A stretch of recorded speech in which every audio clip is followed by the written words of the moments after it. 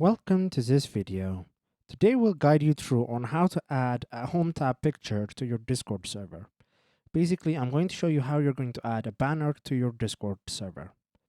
To do this, what you're going to do is go to the top left corner and click on your server name drop down. Then click on the option that says server settings. Once you're on server settings, you'll see a list of options on the left side. Click the option that says boost perks. Then once you're on Boost Perks, when you scroll down, you'll see an option that says Server Banner Background. So you can add a home tab picture using this option. But to use it, you need to unlock with boosting.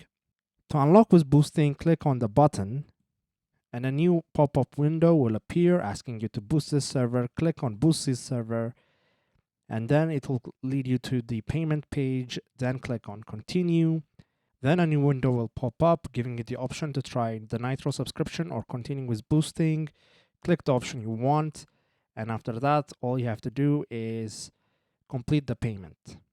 After you complete the payment, you can upload any image on the option that I showed you. So this is how you add a home tab picture on your Discord server. If this was helpful, please consider subscribing and leaving us a like. It really helps us out. See you next time.